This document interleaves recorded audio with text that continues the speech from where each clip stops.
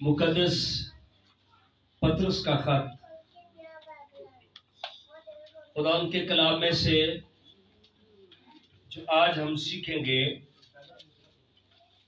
मुकद्दस पतरस पहला खत मुकद्दस पतरस का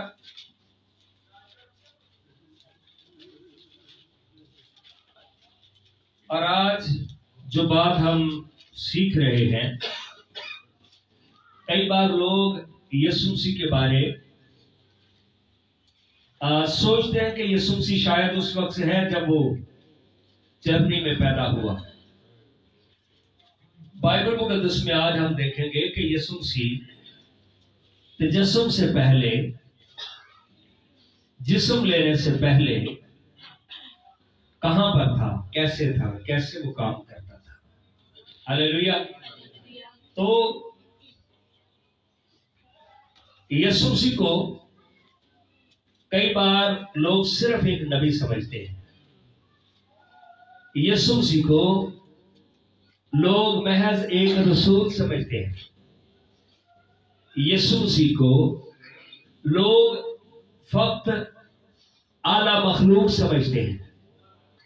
लेकिन बाइबल मुकद्दस में से आज हम देखेंगे, जिस खुदावंत पे हम ईमान रखते हैं, बिलीव करते हैं, उस यीशु मसीह के बारे में आज हमें जानने की जरूरत है। हालेलुया। हमें यीशु के बारे जानने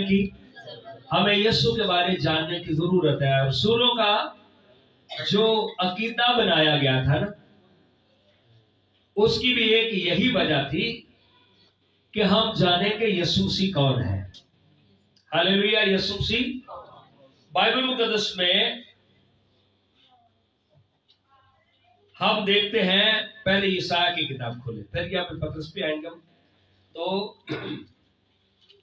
ये दिन है क्रिसमस के, यीशु मसीह के जन्मदिन की याद जो है वो हम मनाते हैं। तो यीशु मसीह के बारे में नबियों ने पेशीन गोइयां की। हालेलुया। जैसे मिसाल के तौर पे पैदाइश की किताब में अगर आए, हवाला नहीं में पढ़ता, वहां पे लिखा है कि जो औरत की नस्ल से होगा वो इब्लीस के सांप के सर को कुचलेगा। हाँ जी, इब्लीस के सर को। और इब्लीस जो है वो, ये सांप जो है वो उसकी एड़ी पर काटेगा, लेकिन जो औरत की नस्ल से पैदा होगा वो इब्लीस को सांप के सर को कुचलेगा। आमीन। तो ये तो शुरू में ही हमें यीशु मसीह की आमद के बारे में हमें जो है पेशीन कोई मिलती है कि कोई आएगा जो औरत की नस्ल से पैदा होगा। दुनिया में पैदा होने वाले लोग सारे मर्द की नस्ल से पैदा होते हैं। यीशु मसीह वो है जो औरत की नस्ल से पैदा हुआ है। हालेलुया। हालेलुया। तो फिर यीशु मसीह के बारे में तो पैदाइश पहले बाब में ही जिक्र है, और इब्तिदा से ही गाहे बगाए खुदा अपने नबियों के जरिया से अपने लोगों को आगाह करता रहा कि यीशु मसीह इस दुनिया के अंदर आएगा। यशायाह की किताब उसका 9वां बाब और आयत नंबर 6 से लिखा है। यशायाह की किताब 9वां बाब आयत नंबर 6 में लिखा है, इसलिए हमारे लिए एक लड़का तवल्लद हुआ। हाँ जी, हमारे लिए। यीशु की पैदाइश से 700 साल पहले ये बात हो रही है। कितने? तो फिर यीशु मसीह के बारे में आज हम ये जान रहे हैं कि यीशु मसीह कब से है। 700 साल पहले बात हो रही है। इसलिए हमारे लिए एक लड़का तवल्लद हुआ और हमको एक बेटा बख्शा गया। हाँ जी, हमको एक बेटा, और सल्तनत उसके कंधे पर होगी।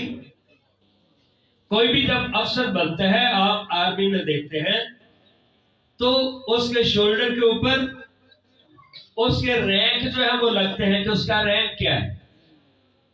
वो स्टार लगते हैं जो उसके पावर को शो करते हैं। तो यीशु मसीह जो है सल्तनत उसके कंधे पर होगी और उसका नाम अजीब, मुशीर, खुदाए कादर, अब्दियत का बाप और सलामती का शहजादा होगा। तो यहां पर आज इस बात हम पर गौर कर रहे हैं, वह है यीशु मसीह अब्दियत का बाप है। हालेलुया। अच्छा, यीशु मसीह बाप नहीं है, वो अब्दियत का बाप है। हालेलुया। और अब्दियत जो है, इससे मुराद टाइम है, वक्त है, जमाना है, यानी जमाने उसमें से निकले हैं। टाइम की जब कैलकुलेशन शुरू होती है तो यीशु मसीह उससे पहले है। वक्त यीशु मसीह से निकले हैं, तो फिर यीशु मसीह की उम्र कितनी है? वो अज़ल से है। वो कब से है? तो जो लोग ये सोचते हैं कि यीशु मसीह जब पैदा हुआ तो यीशु मसीह आज इतने साल का हो गया, यीशु मसीह आज इतने साल का नहीं हुआ, वो तो उसके जिस्म की तारीख, जब उसने जिस्म लिया तो उससे मुराद यह है कि 2024 साल पहले, लेकिन यीशु मसीह की हैसियत, यीशु मसीह की जात जमानों से भी पहले है। हालेलुया, जमानों से भी। तो फिर कैसे लोग कह सकते हैं कि यीशु सिर्फ नबी है? जमानों से पहले तो जाते खुदा है। जमानों से पहले क्या है? जमानों से पहले तो जाते खुदा है। कोई इंसान जमानों से पहले तो नहीं होता, ठीक है। तो यहां पर हम बात सीखते हैं कि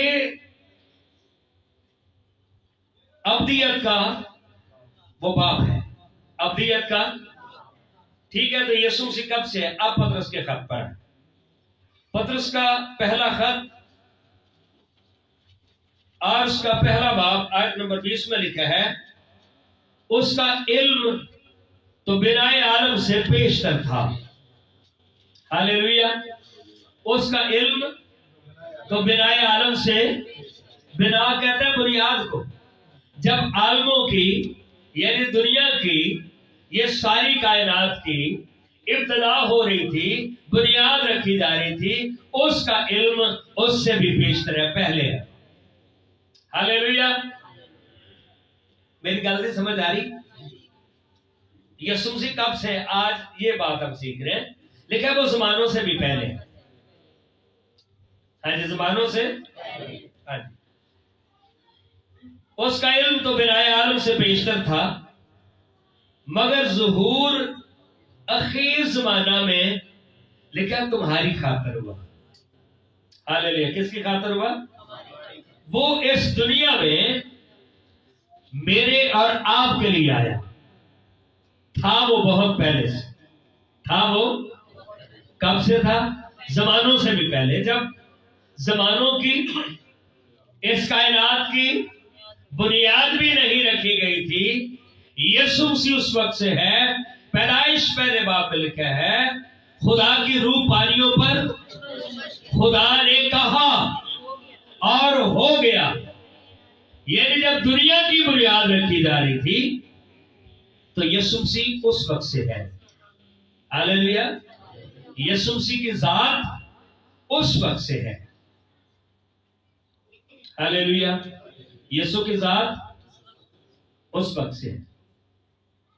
और अमसाल की किताब के 30वें बाब में लिखा है, जिसने दुनिया की बुनियाद रखी, हदूद ठहराई, जो हवा को मुट्ठी में जो है वो बंद कर लेते हैं। बताओ उसका क्या नाम है और उसके बेटे का क्या नाम है? बताओ उसका क्या नाम है? जो जमीन को बना रहा है। तो फिर क्या यीशु सिर्फ एक नबी है? क्या यीशु सिर्फ एक रसूल है? हमारा जो खुदा है वो अपने आप को तसलीस में, ट्रिनिटी में अपने आप को जाहिर करता है। हालेलुया। अपने आप को, इसकी मिसाल मेरे ज़हन में आई, जैसे ये पंखा है, इसके कितने पारे हैं? है जी? अच्छा ये 4 वाला है, ये पीछे होगा तो 3 वाला, ठीक है। उसमें जैसे एक बार हम नीचे कर लें, 2 को कवर कर दें, तो इसका मतलब ये नहीं कि 2 नहीं, लेकिन सिर्फ शो अपने आप को एक कर रहा है। इसी तरह से पैदाइश पहले बाब में वहां पर आपको कलाम करने वाला, कलमा और रूह कुद्स जो पानियों पर जुबश कर रहा है, हमें तीनों पहले बाब में ही नजर आते हैं। हालेलुया, हमें तीनों पहले बाब में, हमें तीनों अकरूम जो है पहले बाब में ही नजर आते हैं। तो यहां पर लिखा है कि उसका इल्म तो बिनाए आलम से पेशतर था, मगर ज़हूर अखीर ज़माना में तुम्हारी खातिर हुआ कि उसके वसीला से खुदा पर ईमान लाए हो, जिसने उसको मुर्दों में से जिलाया और जलाल बख्शा, ताकि तुम्हारा ईमान और उम्मीद खुदा पर हो। हालेलुया, आपका ईमान और उम्मीद। कई बार हम देखते हैं कि खुदा कहां है, कई बार देखते हैं खुदा कहां है। बाइबल मुकद्दस में हम देखते हैं कि जब आपको नहीं पता, उस वक्त भी खुदा आपके लिए काम कर रहा है। हालेलुया, खुदा आपके लिए क्या कर रहे हैं? जब आपको नहीं पता, लेकिन खुदा आपके लिए काम कर रहा है। कई बार सिर्फ अपनी मुश्किलों में, अपनी परेशानियों में, अपनी मुसीबतों के जाल के अंदर हम खुद फंसे होते हैं और हम सोच रहे हैं कि शायद मैं तन्हा, शायद मैं क्या हूं। बाइबल मुकद्दस में हमें पता चलता है, जब अपने बाप से बरकत पाकर याकूब अपने मामू लाबन के पास भागकर जा रहा था और रास्ते में रात हो गई। अब सफर को जारी रखना मुश्किल था और एक पत्थर को वो अपने सराहने धरकर सो गया। और लिखा उस रात उसे एक ख्वाब आया और वो देखता है कि एक सीढ़ी है जिसका सिरा जमीन से आसमान तक पहुंचा हुआ है, फरिश्ते उसके ऊपर आते और जाते, फरिश्ते उस पर। और फिर खुदावंद उससे कलाम करता है, मैं अब्राहम का खुदा और इसहाक का खुदा। हाँ जी, मैं अब्राहम का खुदा और, इसका मतलब यह है कि डेफिनेट मैं तेरा भी खुदा हूं, मैं तेरा भी। और वहां पर लिखा है कि याकूब की आंख खुली और वो कहते हैं, वाह खुदा, इस सुनने हौलनाक बियाबान में तूने मेरी खबर ली है, मुझे मालूम नहीं था कि तू यहां पर भी है। हालेलुया। तो खुदा आपके इर्द गिर्द माहौल में आपकी बेहतरी के लिए, आपकी भलाई के लिए, आपकी आजादी के लिए खुदा काम कर रहा है, पर आपको मालूम नहीं है। हालेलुया, आपको मालूम नहीं। जरूरत है कि आंखें खुले, जरूरत है। दानियल की किताब के अंदर लिखा है, 3 बंदे थे जिन्होंने बादशाह की मूर्ति को सजदा नहीं किया। बादशाह की मूर्ति को उन्होंने कहा कि बादशाह, हम तेरी मूर्ति के ऊपर नहीं पूजेंगे। सजा क्या मुकर्रर की गई? उनको आग की जलती भट्टी के अंदर डाल दिया जाए। आग की जलती, उनको आग की जलती भट्टी में डाल दिया जाए। कितने फेंके गए थे भाई? 3 लोग फेंके गए, लेकिन लिखा है नजर वहां पर 4 आते थे। और जो चौथा था उसकी सूरत अलाजादा की सी थी। हालेलुया। तो अला का मतलब क्या होता है? खुदा, माबूद। तो अलाजादा का क्या मतलब है? खुदा का बेटा। उस इला का बेटा, चौथे की सूरत जो है इलाजादा की सी थी, खुदा के बेटे की सी थी। खुदा का बेटा गोस का परमानेंट मुजस्सम नहीं था, लेकिन उसने अपने आप को वहां पर जाहिर किया। हालेलुया। वहां पर क्या किया? उसने अपने आप को, क्या किया? उसने अपने आप को जाहिर किया। जैसे मैंने 3 परों वाले पंखे की आपको मिसाल दी है कि उस वक्त वो बाप भी है, रूह कुद्स भी है, लेकिन बेटे को उन्होंने उनके साथ भेजा। और वो जो भट्टी थी वो गार्डन की सूरत में, बाग की सूरत में जो है वो तब्दील हो गई। हालेलुया।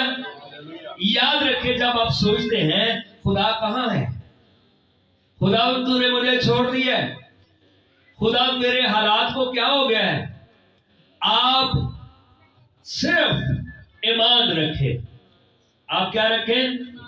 वो आपके साथ है। सिर्फ वो चाहता है कि आप उसका इकरार शुरू करें। हालेलुया।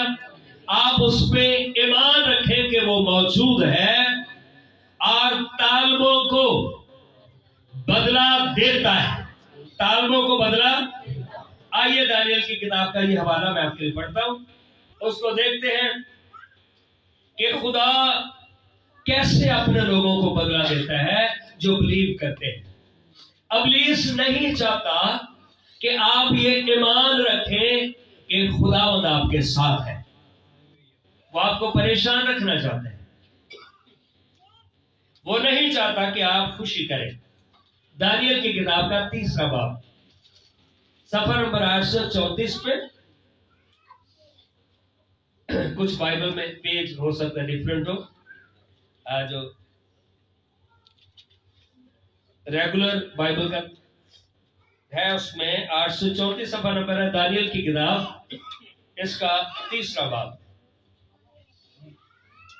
आयत नंबर 14 से पढ़ते हैं।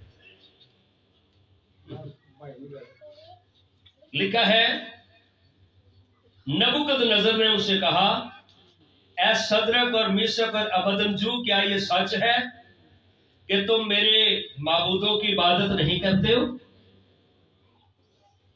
तुम मेरे माबूदों की इबादत, क्या ये सच है?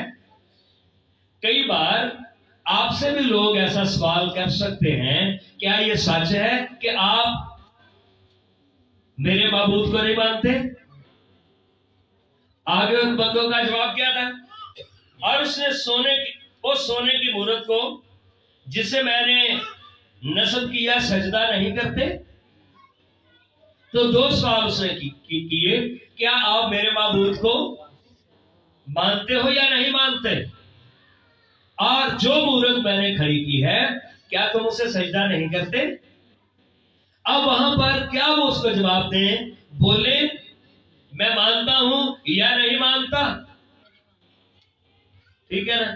सजदा करता हूं या नहीं करता? अब अगर तुम मुस्तैद रहो कि जिस वक्त करना और नए और तार, सितार और रबाब और बरबत और चुगाना और हर तरह के साज की आवाज सुनो, तो उस मूरत के सामने जो मैंने बनवाई है गिरकर सजदा करो। तो बेहतर, पर अगर सजदा ना करोगे तो उसी वक्त आपकी जलती भट्टी में डाले जाओगे। हाँ जी, आपकी जलती भट्टी में डाले जाओगे। और कौन सा माबूद तुमको मेरे हाथ से छुड़ाएगा? हाँ जी, कौन सा माबूद तुमको मेरे हाथ से? अब एक चैलेंज है, क्या खुदा अपने लोगों को बचा सकता है? ठीक है ना? बचाएगा नहीं बचाएगा? सदरक और मिशक और अबदनजू ने बादशाह से अर्ज की कि ए नबूकदनेस्सर, इस अमर में हम तुझे जवाब देना जरूरी नहीं समझते। जब कानून बने हुए हो, बात मेरी समझ गए ना? जब कानून, तो जरूरी नहीं कि हर बात का जवाब दिया, क्योंकि हम नहीं जवाब देना चाहते कि हम मानते हैं या। अब वो बोलते हैं नहीं मानते, फिर भी फंसते हैं। बोलते हैं मानते हैं, अपने खुदा के, यहोवा खुदा के गुनहगार ठहरते हैं। उन्होंने कहा, जी इसका हम जवाब देना मुनासिब नहीं समझे। इसका जवाब देना क्यों? अगर हम आपको जवाब देंगे तो फिर आपको बुरा लगेगा। आपको क्या लगेगा? आपको बुरा लगेगा, इसलिए हम जवाब देना ही नहीं चाहते। और कई बार इस सिचुएशन में मैं और आप भी हो सकते हैं कि कोई आपके मुंह से कहलवाना चाहे, उनका नहीं, आप जवाब नहीं देना चाहते इसका। देख, हमारा खुदा जिसकी हम इबादत करते हैं, हमको आग की जलती भट्टी से छुड़ाने की कुदरत रखता है। हालेलुया। आग की जलती भट्टी से छुड़ाने की ये है आपका खुदा जो कादिर मुतलक है। और ऐ बादशाह, वही हमको तेरे हाथ से वही हमको तेरे हाथ से छुड़ाए। और नहीं तो है बादशाह, तुझे मालूम हो कि हम तेरे माबूदों की, और कहा फिर एक गल तेन सच्ची दसना, तेरे माबूदों की हम इबादत नहीं करेंगे। हालेलुया, तेरे माबूदों की हम, और सोने की मूरत को जो तूने नस्ब की है सजदा नहीं करेंगे। जिसका नतीजा क्या निकला कि उनको आग की जलती भट्टी में डाल दिया गया। और आयत नंबर 25 में लिखा है, उसने कहा देखो मैं 4 शख्स आग में खुले फिरते देखता हूं। उनको बांधकर आग की भट्टी में डाला गया था, लेकिन बादशाह कहता है उनको मैं क्या करता हूं, हमने तो उन्हें बांधा था पर वो खुले फिर रहे और उनको कुछ जरर नहीं पहुंचा। और चौथे की सूरत इलाजादा की सी है। हालेलुया, यानी ये तो कोई खुदा जैसी शख्सियत लगती है। कैसी लगती है? जैसे कोई बेटा है, मोस्टली आवाज है बिल्कुल इसके प्यो की तरह की आवाज, शक्ल इसकी ठीक है, हंसना इसका बिल्कुल अपने बाप जैसा। तो यीशु मसीह भी चूंकि खुदा का बेटा है, जो कुछ खुदा कर सकता है वो सारा कुछ यीशु मसीह कर सकता है। हालेलुया, जो कुछ। तो फिर क्या यीशु एक महज नबी है? यीशु महज नहीं नबी नहीं है, वो नबी से भी बड़ा है। हालेलुया। तो उसकी सूरत लिखा है अलाजादा की सी थी। तो बात हम ये कर रहे हैं कि उसका इल्म तो बिनाए आलम से पेशतर है, लेकिन ज़ुहूर अखीर ज़माना में लिखा है तुम्हारी खातिर। ये वो है जो आग की तपिश को ठंडा कर सकता है, जहन्नम को यानी उस आग को गुलजार बना सकता है। एक इंसानी रूप में वो चरनी में था। आज कहां पर था? जिस घर में जा रहे थी, एक बच्चे को पैदाइश देनी है, थोड़ी सी जगह मिल जाएगी, उन्होंने कहा नहीं सॉरी, साढ़े पहले जी बड़े आए। दूसरे घर में उनका नहीं है, हमारे पास जगह नहीं, सॉरी। फिर उनको चलते चलते जगह क्या मिली? जानवरों का एक अस्तबल मिला, हवेली मिली जहां पे जानवर बंधे हुए थे और एक बच्चे के रूप में। और मेरा ख्याल है कि वहां पर यीशु मसीह अपनी रूहानी शख्सियत में हंसता होगा कि ये कर क्या रहे हैं, ये कर क्या रहे हैं, मेरे लिए इनके पास जगह नहीं है, मेरे लिए। तो यीशु मसीह कब से है, उसकी जात के बारे में आज हम बात कर रहे हैं। खुदा के कलाम में यूहन्ना की इंजील में देखें, और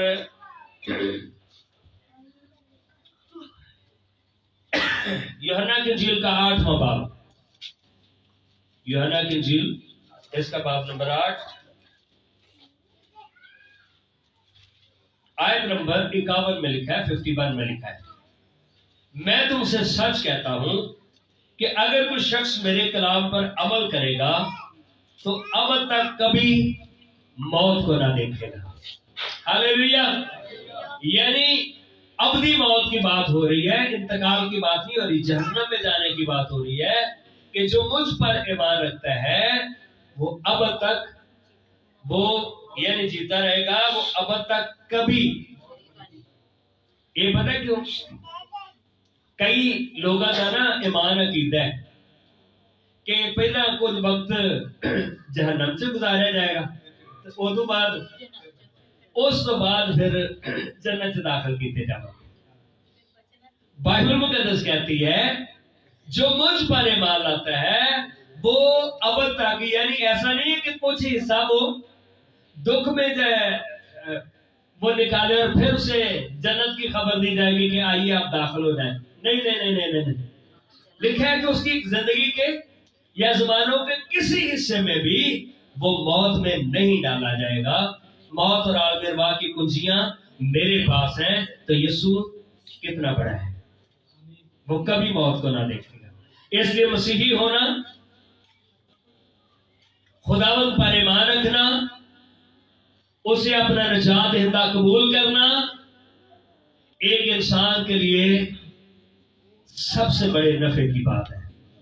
हालेलुया। सो यहां पर लिखा है कि वो बातचीत हो रही थी कि यीशु मसीह जो है वो कौन है। आयत नंबर 55 में लिखा है, तुमने उसे नहीं जाना लेकिन मैं उसे जानता हूं, और अगर कहूं कि उसे नहीं जानता तो तुम्हारी तरह झूठा हूंगा, झूठा बनूंगा, मगर मैं उसे जानता और उसके कलाम पर अमल करता हूं। तुम्हारा बाप अब्राहम मेरा दिन देखने की उम्मीद पर बहुत खुश था। हालेलुया। तुम्हारा बाप अब्राहम मेरा दिन देखने की उम्मीद पर बहुत खुश था कि काश कि हम यीशु की पैदाइश को देख सकें इस दुनिया में। ठीक है ना, उसे आरज़ू। चुनाचे उसने देखा और खुश हुआ। हालेलुया। उसने तो क्या यीशु मसीह 2000 अब्राहम 2001 में बहुत हुआ? नहीं। कैसे उसने देखा?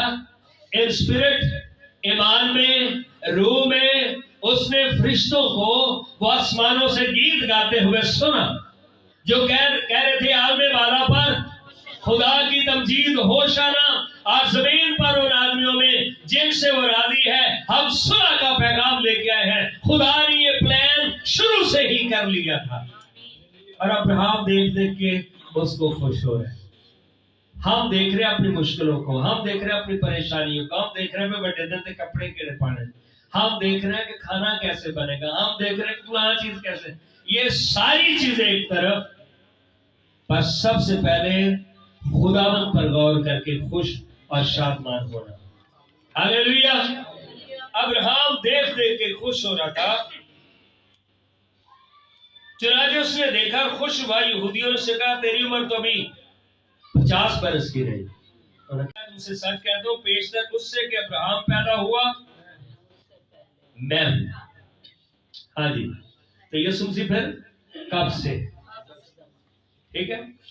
अब्दियत का बाप कहने से मतलब नहीं कि यीशु बाप हो गया, कि यीशु आप ही बाप है, आप ही बेटा थे, आप ही रूल कुदस। नहीं नहीं नहीं नहीं नहीं। इसका मतलब यह है कि जमाने उसमें से निकले, वो जमानों से भी पहले है, वो जमानों से भी पहले है। और जब हम सोचते हैं कि हम तन्हा रह गए हैं, यीशु मसीह उस वक्त भी आपके साथ है। जब आप सोचते हैं कुछ नहीं हो रहा, खुदावंद उस वक्त भी आपके लिए कर रहा है। हालेलुया। आपको बस ईमान रखना है। आप समझते हैं कि क्रिसमस कैसे गुजरेगा? यीशु आपके लिए सोच रहा है, प्लान कर रहा है कि वो आपके क्रिसमस को कैसे खूबसूरत बना देगा। Hallelujah, hallelujah. हमें खुश होना है, हर शादमान होना है। जो आग की भट्टी में उतर सकता है, क्या वो आपकी मदद नहीं कर सकता? पहला ग्रंथियों 10वां बाब, एक हवाला देखते हैं, फिर कलाम को बंद करेंगे। 10वें बाब की पहली आयत में लिखा है, ऐ भाइयों मैं तुम्हारा इससे नावाकिफ रहना नहीं चाहता। तो कौन सी बातें हैं जिनको जानना जरूरी है? मैं नहीं चाहता कि आप इससे नावाकिफ रहो। हाँ जी, मैं नहीं चाहता कि आप इससे, आप कल परसों की गल है, गली जो मैं गुजरते जा रहे तो कोई बंदा गल कर रहा सी कि फलां जगह पे पार्टीज और दावतें भाई ऐसी, हर दावत में उन्होंने कूलर पार के रखे होते हैं। हाँ जी, हर दावत में कूलर उन्होंने पाई जी, ऐसी मेहमान नवाजी हर दावत में कूलर होना पार के रखे। बाइबल मुकद्दस में रसूल कह रहे हैं कि जानो कुछ ते असी बड़ा दिन किवें मना रहे हैं भाई, कूलर भर के को बड़े दिन असी होर बड़ा कर सकते हैं। जिसे खुदा ने पहले ही बड़ा बनाया, उसे कितना बड़ा हम कर सकते हैं। खुदा का बंदा कहते हैं भाइयों तुम्हारे से मैं नहीं चाहता, तुम्हारे से ना वाकिफ रहना नहीं चाहता कि हमारे सब बाप दादा बादल के नीचे थे। हमारे सब बाप दादा ये बियाबानी सफर की बात करते हैं पौलुस रसूल, जब वो गुलामी में से निकल कर जा रहे थे और उनके ऊपर एक बादल था, पर उस बादल के अंदर खुदा था। उस बादल के अंदर कौन था? उस बादल के अंदर खुदा था। वो अपने आप को बादलों में छिपाता कि उसके जलाल को कोई देखकर, क्योंकि कोई जिंदा नहीं रह सकता था, इसलिए वो बादलों को ओढ़ लेता। ठीक है। और सब के सब समंदर में से गुजरे और सब ही ने उस बादल और समंदर में मूसा का बपतिस्मा लिया। हाँ जी, मूसा का। तो जैसे बपतिस्मा लेते हैं इसी तरह से मूसा के दौर में उनके ऊपर भी पानी था, भी बादल भी तो पानी होता है, साइडों में भी पानी था, और खुश्क जमीन से क्रॉस हो गए। जब वो सोच रहे थे कि अब हम कैसे गुजरेंगे, पीछे मिस्री फौज है और वो हमें मार देगी, आगे पानी है, अब हमारा क्या बनेगा। कई बार हम भी सोचते हैं अभी कम सिरते आ गए तो पैसा जेब में चुका दिया, बनेगा क्या। खुदा का बंदा कहता है कि इसी तरह से वो भी कह रहे थे अभी होने वाला क्या है। और सब ने एक ही रूहानी खुराक खाई। जब कुछ भी नहीं था, खुदा ने आसमान से उनके लिए मन नाज़िल करना शुरू किया और सब ने एक ही रूहानी पानी पिया, क्योंकि उस रूहानी चट्टान में से पानी पीते थे जो उनके साथ साथ चलती थी, और वो चट्टान लिखा है मसीह था। हाँ जी, वो चट्टान रहेगा नाम सदा दिकर यीशु मसीह अज़ल से अबद तक है। हालेलुया। और जो अज़ल से अबद तक होता है वो फिर सिर्फ जाते खुदा होती है। हालेलुया। वो देखा जो चट्टान उनके साथ साथ चलती थी। तो ये तो यीशु मसीह से 1450 साल पहले की बात है। कितने? मूसा का दौर 1450 साल पहले की बात है। लेकिन ये जो चट्टान साथ साथ चलती थी वो मसीह था। वो कौन था? ये ऐसे नहीं है कि जैसे 3 परों वाला पंखा, उसके ऊपर मैं नंबर लगा दूं 1 2 3। हाँ जी, 1 2 3। तो जब चट्टान चल रही थी तो उस पंखे का कौन सा हिस्सा नीचे था? पहले पर अगर मैं बाप कहूं, 2 पर बेटा, और तीसरे पर क्या कहूं? रूहुल कुद्स। तो इसका मतलब यह है कि उस वक्त कौन सा हिस्सा उनमें नजर आ रहा था? दूसरा बेटा, कलमा। और लिखा वो चट्टान जब वो चिल्लाए कि पानी नहीं है, और पत्थर में से पानी जारी हो जाए, चश्मे जारी हो जाए, आपकी जो जरूरत है वो खुदा की हजूरी से आपको मिलना शुरू हो जाए। पर उस पर पौलुस कहता है मैं नहीं चाहता कि आप उससे नावाकिफ हो। आप उससे, हमें सिर्फ इतना पता है कि यार क्रिसमस आगे सरते ते कुछ सूद की मिल सकते हैं। खुदा की बरकतों की तरफ हमारी तवज्जो ही नहीं। यार ना मिले कुछ, फिर वो जाने और उसका काम जाने, जो बोले कि तेरे बच्चे ने बड़े दिन से कपड़े नहीं पाए, वो जाने तो फिर उसका काम जाने। पर उस पर भरोसा तो करें। आमीन। आइए अपने सर को